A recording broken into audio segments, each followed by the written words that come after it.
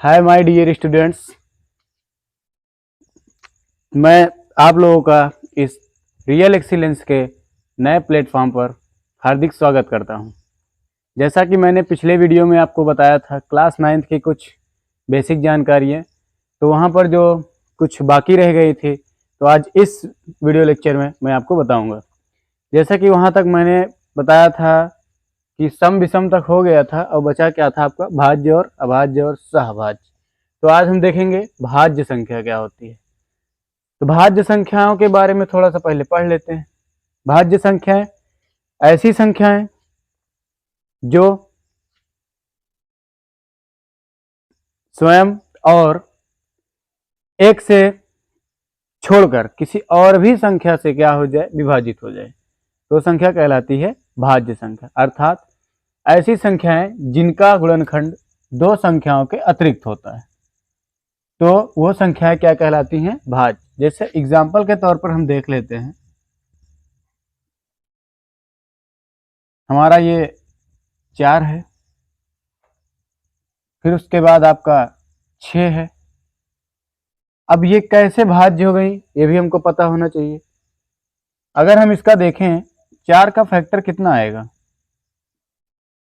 2 से कटेगा, खुद से कटेगा और किससे कटेगा, 4 से कटेगा।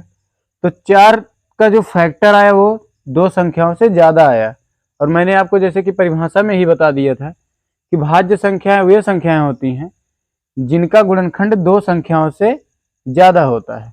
अर्थात वे दो संख्याएं तो पहले हो जाएंगी एक, और वो स्वयं की संख्या।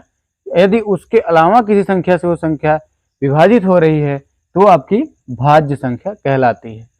जैसे कि ये आपके सामने 4 था, 4 किससे कटा, 2 से कटा, 4 से कटा और 1 से तो सारी संख्याएं कटती हैं, क्योंकि मैंने आपको बताया था कि जो सभी संख्याएं होती हैं वो 1 के गुणांक होती है। अब इसके बाद आपका आता है अभाज्य।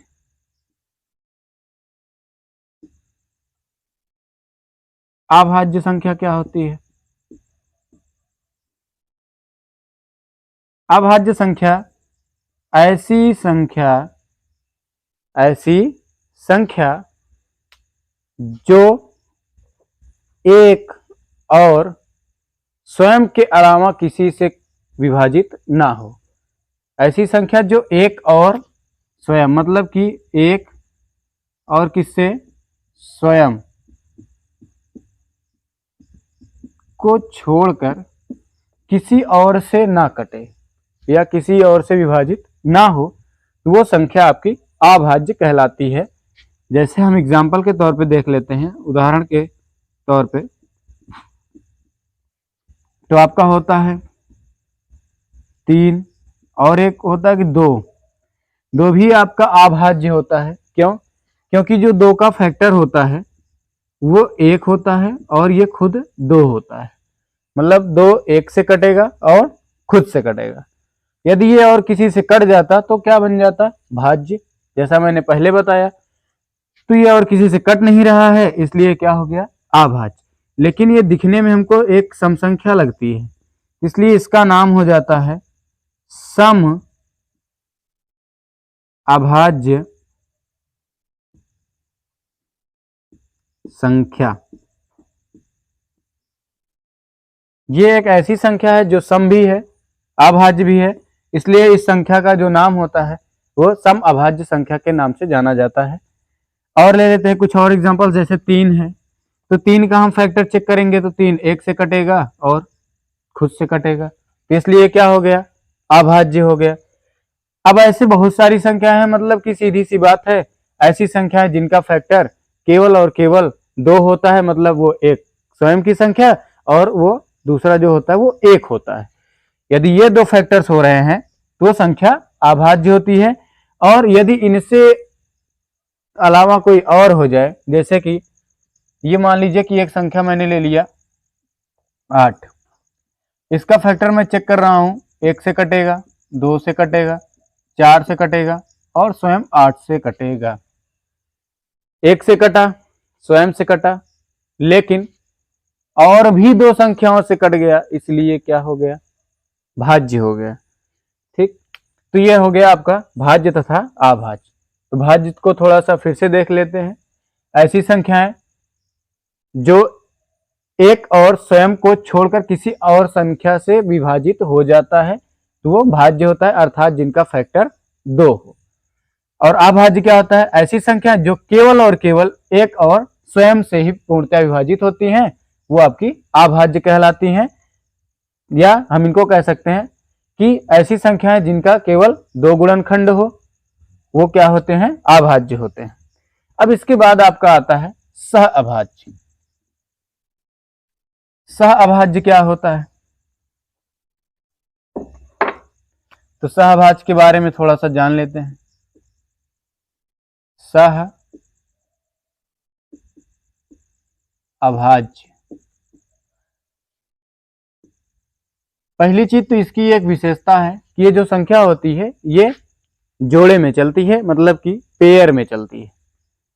तो ऐसी दो संख्याएं, जब पेयर होगा तो दो संख्याएं होंगी, ऐसी दो संख्याएं जिनका HCF अर्थात मासा वो कितना होना चाहिए? 1 होना चाहिए। ये इसकी प्रॉपर्टी है, विशेषता है कि ऐसी दो संख्याएं जिनका मासा कितना हो? 1 हो, तो वो संख्याएं सह अभाज्य संख्याएं कहलाती हैं। जैसे उदाहरण के तौर पर हम ले लेते हैं 2, 3। तो ये संख्याएं जो है ये सह अभाज्य संख्याएं हैं। अब जैसे हमको चेक करना है कि कैसे हैं, तो निकाल लीजिए इसका HCF। 2 2, रिमाइंडर आएगा 1। फिर आप इस रिमाइंडर से इस डिवाइजर में आप क्या करोगे? डिवाइड करोगे। तो 1 2 2। ये जो आपका लास्ट का डिवाइजर आता है यही आपका HCF होता है। HCF इसमें कितना आ रहा है? 1 आ रहा है। जब HCF 1 आ गया तो हम जानते हैं कि ये दोनों संख्याएं क्या है? सहभाज्य। अगर HCF 1 नहीं आया तो सहभाज्य नहीं है। ठीक, और कुछ एग्जांपल्स देख लेते हैं। जैसे कि 6, 7, इसका भी HCF निकालोगे 1 आएगा।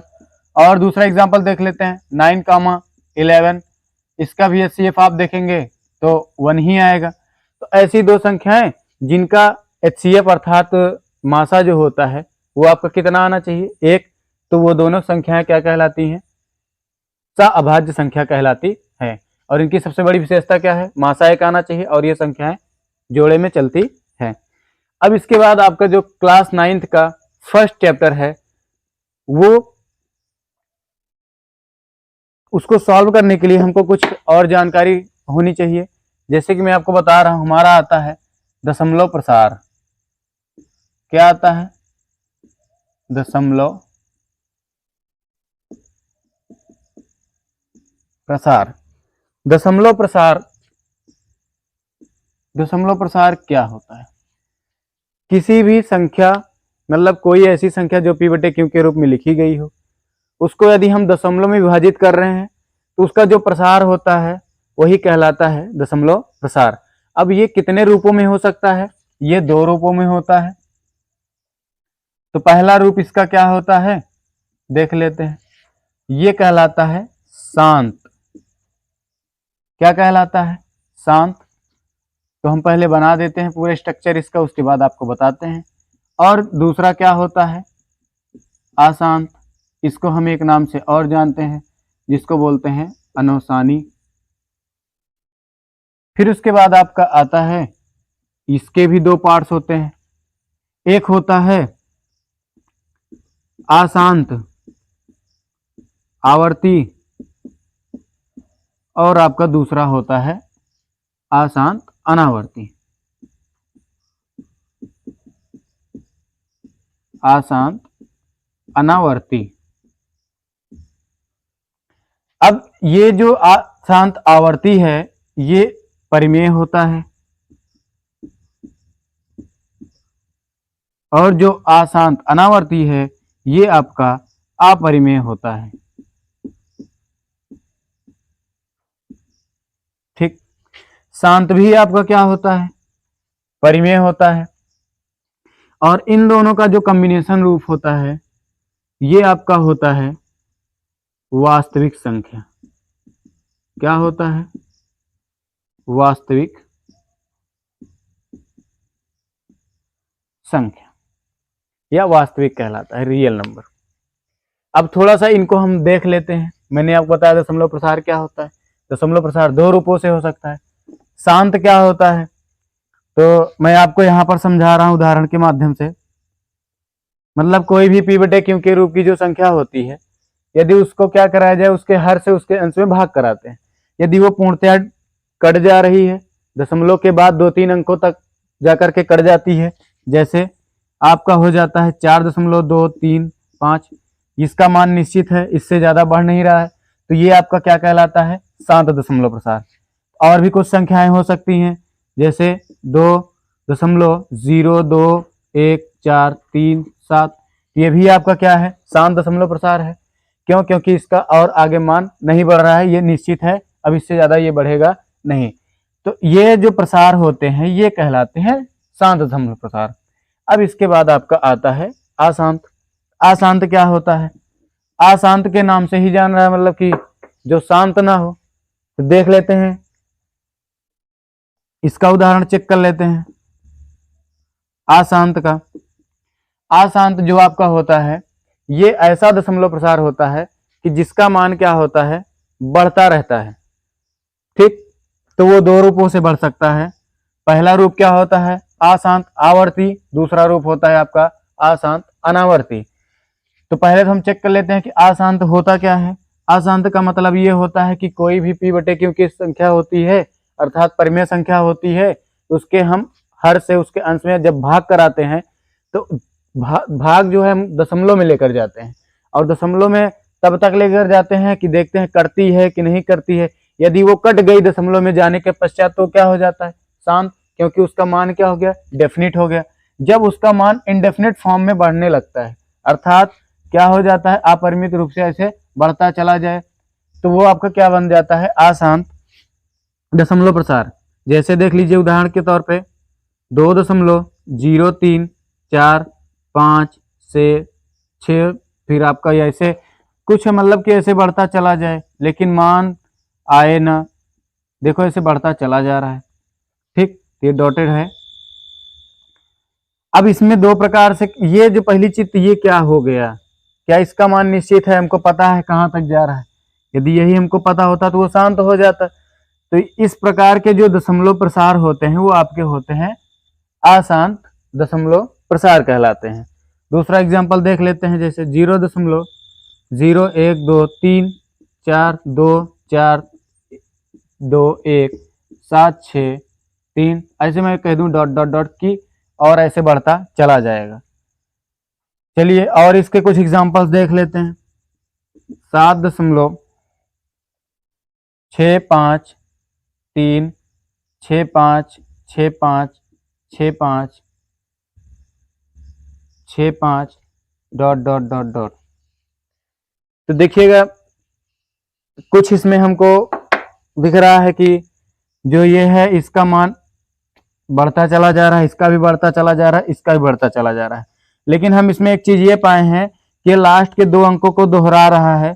तो आप अब आगे बताते हैं कि ये क्या होता है, दोहराएगा और नहीं दोहराएगा तब क्या होता है। तो आपका शांत हो गया, मतलब कि ऐसे संख्याएं जिनमें मतलब कि p बटे q की ऐसी संख्या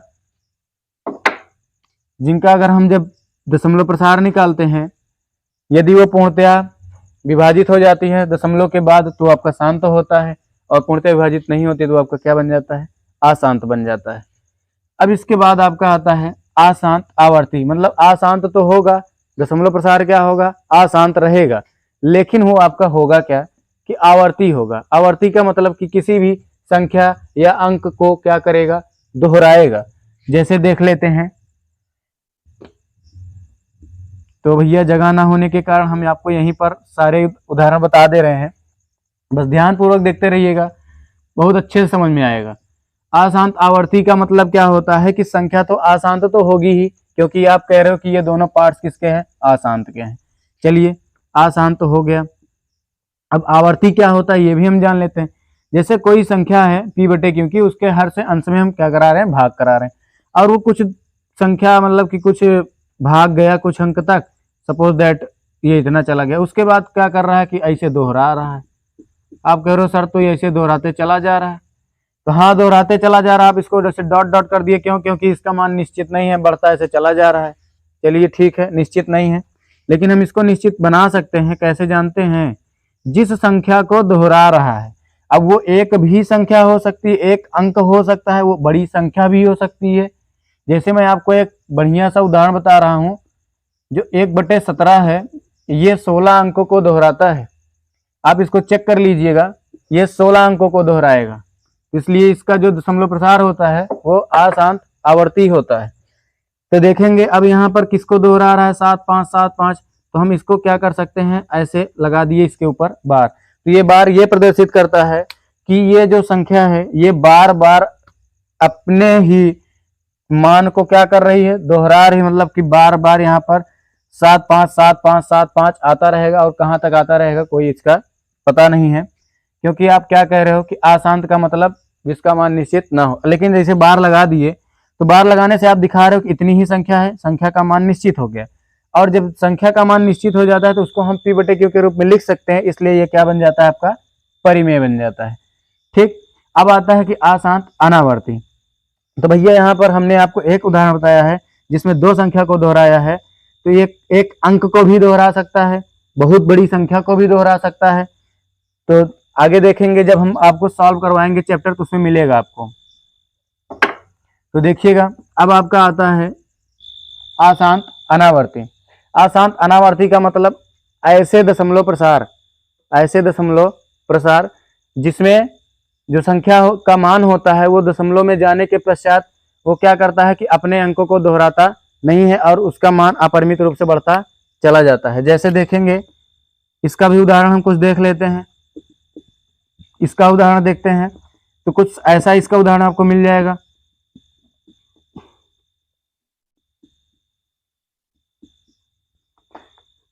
तो देखिएगा इसका जो क्या कहते हैं,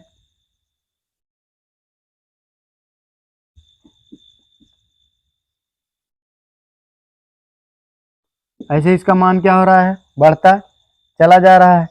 तो ये कोई संख्या को दोहरा थोड़ी नहीं रहा है। अब आपको ऐसे दिखेगा कि यहाँ पर ही आ रहा है, यहाँ पर भी, तो ये 1 1 आ तो रहा है, लेकिन यहाँ पर देखिए इसके बीच में जो है अंतर जो है वो बढ़ जा रहा है। यहाँ 3 जीरो आया हुआ है, अब कितने जीरो, 4, फिर उसके बाद कितने जीरो, 5, मतलब ऐसे बढ़ता चला जाएगा। तो अपरिमित रूप से बढ़ रहा है और इसका मान निश्चित नहीं है, इसलिए हम क्या कह रहे हैं कि अशांत अनावर्ती। और अनावर्ती इसलिए कह रहे हैं, अशांत तो ही है। अब अनावर्ती क्यों कहते हैं, अनावर्ती इसलिए कहते हैं क्योंकि ये किसी भी ना तो अंक को ना ही संख्या को दोहरा नहीं रहा है, इसलिए इसको बोलते हैं अशांत अनावर्ती। तो इस प्रकार के दशमलव प्रसार क्या कहलाते हैं, अशांत अनावर्ती दशमलव प्रसार कहलाते हैं। और इसको हम अपरिमेय कहते हैं, क्यों? क्योंकि मैं इसको p/q के रूप में नहीं लिख सकता, और जब लिख लेता तो क्या बन जाता, आपका परिमेय बन जाता। तो देख लेते हैं कुछ और इसके उदाहरण। बाकी आपको ये अच्छे से समझ में आ ही रहा होगा, और इसको जब हम आपको चैप्टर सॉल्व करवाएंगे तो वो भी वहां पर भी मिलेगा। तो देखिएगा, तो अशांत अनावर्ती में कुछ और उदाहरण देख लेते हैं। जैसे कि आपका आ जाए 8.1.0.0.1 0.0.0.1 0.0.0.0.1। तो देखिए ये भी क्या हो रहा है, ऐसे बढ़ता चला जा रहा है। तो ये भी आपका क्या है, अशांत अनावर्ती है, क्योंकि आप यहाँ पर कोई भी ना तो अंक ना कोई संख्या को दोहरा नहीं रहा है, इसलिए आपका ये क्या है, अशांत अनावर्ती दशमलव प्रसार कहलाता है। और ये क्या कहलाता है, आपका अपरिमेय कहलाता है, क्योंकि इसको हम p/q के रूप में नहीं लिख सकते हैं। अब आपका आता है परिमेय तथा अपरिमेय। परिमेय क्या होता है, शांत जो होते हैं उसको भी हम परिमेय बोल सकते हैं, क्योंकि उसको हम p/q के रूप में लिख सकते हैं। और आपका अशांत आवर्ती जो होता है, इसका मान निश्चित होने के कारण ये भी हम क्या बोल, इसको जब बार लगा देते तो निश्चित हो जाता है, ठीक। लेकिन अगर बार ना लगाया जाए और ऐसे डॉटेड डॉटेड कर दिया जाए तब तो भैया निश्चित नहीं है, क्योंकि अगर या तो यहाँ पर हमको संख्या दिख रही है कि वो किसी संख्या को बार बार दोहरा रहा है, तो हम बार लगा सकते हैं, और बार लगा रहेगा तो आपका क्या बन जाएगा, आवर्ती बनेगा, तो वो आपको संख्या क्या बन जाएगी, परिमेय बन जाएगी। और अशांत अनावर्ती मैंने आपको ये दिखाया ही है कि इसका मान क्या होता है, परिमित रूप से बढ़ता चला जाता है, और इसको p/q के रूप में नहीं लिख सकते हैं, इसलिए आपका ये क्या होता है, अपरिमेय होता है। और परिमेय तथा अपरिमेय का जो संयुक्त रूप होता है, परिमेय तथा अपरिमेय का संयुक्त रूप क्या कहलाता है? वास्तविक संख्या कहलाता है। अब हम आपको बताने वाले हैं परिमेय क्या होता है, अपरिमेय क्या होता है, और किन्हीं दो संख्याओं के बीच में परिमेय संख्या कैसे निकालते हैं और अपरिमेय संख्या कैसे निकालते हैं। इसका स्क्रीनशॉट लेना होगा तो आप ले लीजिएगा। तो आई होप आप इसका स्क्रीनशॉट ले लिए होंगे। अब इसके बाद मैं आपको बताने वाला हूं परिमेय तथा अपरिमेय, जो कि बहुत ही मोस्टली इसकी जरूरत हमको पहले ही चैप्टर में पड़ जाती है, क्योंकि पहले चैप्टर में आता है अपरिमेय निकालने के लिए, परिमेय निकालने के लिए। तो पहले तो परिमेय जान लेते हैं, परिमेय होता क्या है। ऐसी संख्या है जिन्हें हम p बटे q के रूप में क्या कर सकते हैं, व्यक्त कर सकते हैं या लिख सकते हैं। वे सभी संख्याएं क्या कहलाती हैं? परिमेय संख्या कहलाती है। परिमेय संख्या निकालने के कई तरीके होते हैं, और परिमेय संख्या आपको बता देते हैं किन्हीं भी दो संख्याओं के बीच अनंत परिमेय संख्या होती है और अनंत अपरिमेय संख्या होती है। क्या क्या मैंने बताया?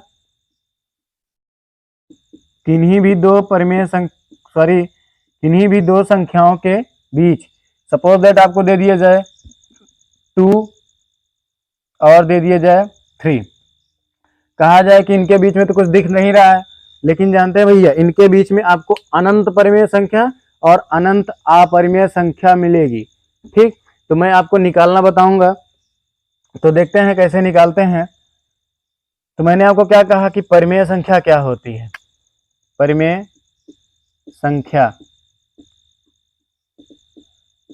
संख्या वे संख्याएं होती हैं जिन्हें हम p बटे q के रूप में क्या कर सकते हैं, लिख सकते हैं।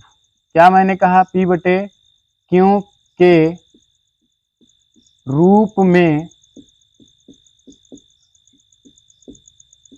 लिख सकते हैं, जहां पर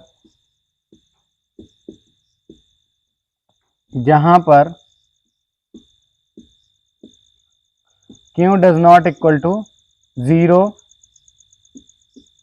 है या हो, तो जहां पर q आपका क्या होगा? 0 होगा, मतलब कि 0 नहीं होगा। q does not equal to 0 बोल रहे हैं, तो q 0 नहीं होना चाहिए। अगर q 0 हो गया तो वह परिमेय आपका नहीं होगा। ठीक, तो ऐसी संख्या जिन्हें p बटे q के रूप में लिख सकते हैं जहां पर q does not equal to 0, जहां पर q आपका 0 नहीं होगा। अब अपरिमेय संख्या इसी का थोड़ा सा अपोजिट होता है। तो वो कैसे होता है देखिएगा। ऐसी संख्याएं जिन्हें हम p बटे q के रूप में नहीं लिख सकते, मतलब कि क्या कह रहा है? p बटे q के रूप में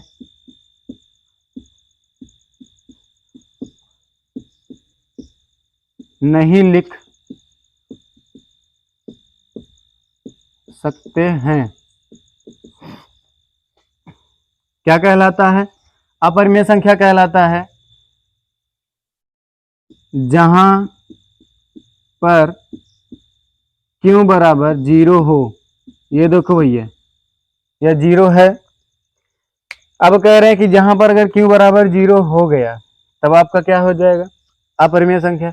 और q बराबर 0 नहीं हुआ तब आपका क्या होगा? परिमेय संख्या। और सारे पूर्णांक आपके जो होते हैं, पूर्णांक मतलब कि पूर्णांक मैंने आपको बताया था पिछले वीडियो में कि पूर्णांक आपके 3 प्रकार के होते हैं। पहला मैंने क्या बताया था आपको? धनात्मक पूर्णांक, ऋणात्मक पूर्णांक और तटस्थ पूर्णांक, जिसको आप बोलते हो शून्य पूर्णांक के भी नाम से जानते हैं। तो ये जितने भी पूर्णांक होते हैं सबके सब क्या होते हैं? परिमेय होते हैं। ठीक, अब हम देखते हैं किन्हीं दो संख्याओं के बीच परिमेय संख्या निकालते कैसे हैं। तो ध्यान पूर्वक देखिएगा, इसके कई तरीके होते हैं। मैं आपको सारे तरीके बताऊंगा, आपको जो अच्छा लगेगा उस तरीके से आप क्या करिएगा, निकालिएगा। कुछ तरीके तो क्या हैं, सरल हैं, जैसे किन्हीं दो संख्याओं के बीच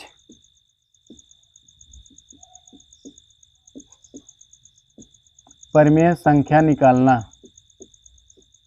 परिमेय संख्या निकालना। ठीक, तो किन्हीं दो संख्याओं के बीच परिमेय संख्या निकालना ये आज हम सीखेंगे।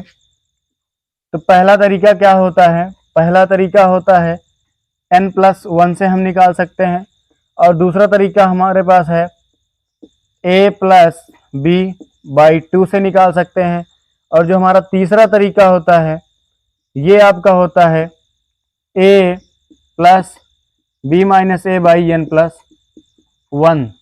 ये तीन तरीके होते हैं परिमेय संख्या निकालने के। अब इन तीन तरीकों को हम बताएंगे और आपको जो अच्छा लगेगा आप उस तरीके से निकालिएगा। तो मैं पहला तरीका बताता हूँ n+1 का प्रयोग करके। तो n+1 का हम प्रयोग करेंगे तो देखेंगे, कह रहा है कि n+1, तो यहाँ पर जो n का मतलब होगा जो जितना नंबर कहेगा, मतलब कि इतनी संख्या निकालिए। जैसे देख लेते हैं, एक सवाल है यहाँ पर।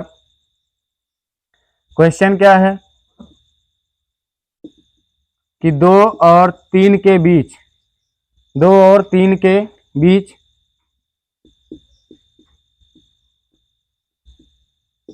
3 के बीच 5 परिमेय संख्याएं ज्ञात कीजिए।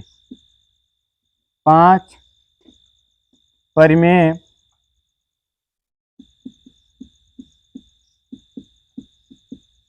संख्याएं ज्ञात कीजिए।